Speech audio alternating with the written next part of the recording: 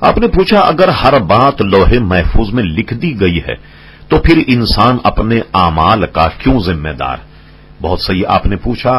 دیکھیے انسان اگر مجبور ہوتا کہ اسے وہی کام کرنا ہے تب تو یہ کہا جاتا کہ بھئی اعمال کا آدمی ذمہ دار نہیں ہے بلکہ آدمی مجبور.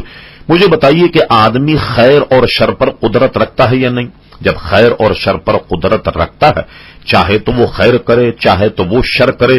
اور اللہ تبارک و تعالی نے ہمیں خیر کا حکم دیا، شر سے بچنا چاہیے اور منع فرمایا.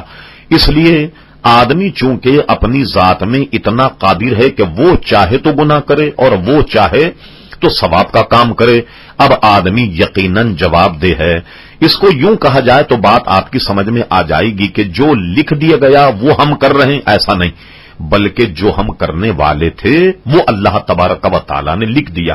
مثال کے طور پر میں آسان کر دوں کہ کوئی ڈاکٹر آپ کے گھر میں آن کر کسی مریض کی نبض دیکھ کر کہے کہ اس کی نبض یہ بتا رہی ہے کہ یہ مر جائے گا، تھوڑی دیر کا مریض کا انتقال ہو گیا، تو کیا آپ ڈاکٹر پر کوئی تعدیل یا سرزنش کریں گے، اس کا سر پھاڑ دیں گے کہ کمبخت تو نے کہا تھا مر جائے گا اس لیے مرا؟ حالانکہ یہ نہیں، بلکہ ڈاکٹر کہے گا کہ یہ مرنے والا تھا اس لیے میں نے بتا دیا کہ یہ مرنے والا ہے. کوئی آرکیٹیکٹ کوئی پل بناتا ہے، پل میں وہ کیا کرتا ہے کہ سیمنٹ کا، بجری کا، کریش سریے کا ریشو دیکھ کر کے ایک رائے متعین کر کے پل بناتا ہے. اور پل بنانے کے بعد چونکہ یہ بنانے والا یہ لکھ دیتا ہے کہ یہ 100 سال میں ناکارہ ہو جائے گا. اب مجھے بتائیے 100 برس گزرنے کے بعد اگر وہ پل ٹوٹ جائے، آپ یہ کہیں گے کہ اس آرکیٹیکٹ کے کہنے کی وجہ سے پل ٹوٹا، بلکہ یہ کہیں گے کہ یہ ٹوٹنے والا تھا 100 برس میں، اس لیے آرکیٹیکٹ نے پہلے بتا دیا.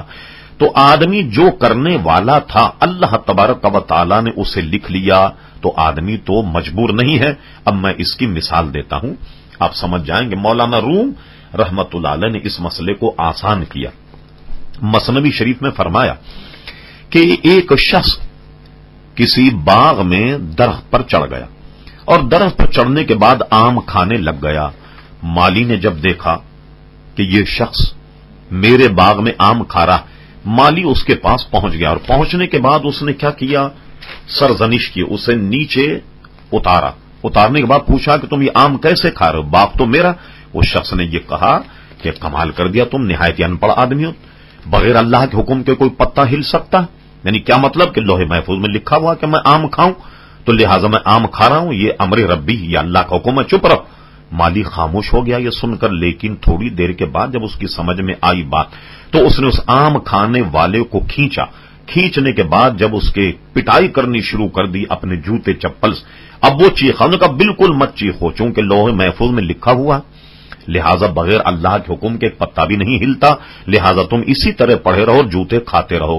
تو مجھے بتائیے اگر آپ اس طریقے سے کرنے لگ جائیں کہ ہر چیز لوہے محفوظ میں لکھی ہوئی، آپ کسی کو گالی دے دیں تو وہ کبھی لوہے محفوظ میں لکھی ہوئی، وہ آپ کو آگے سے تھپڑ مار دے، کہے گا یہ بھی لوہے محفوظ لکھا، تو دین ایک تماشا بن جائے گا اور آپ پھر یہ اس کا کوئی اسٹیشن ہی نہیں ہوگا. لہذا یہ نظریہ ماننا پڑے گا کہ گویا ہم جو کرنے والے تھے وہ اللہ تبارک و تعالی نے لکھ دیا، آدمی مجبور نہیں ہے.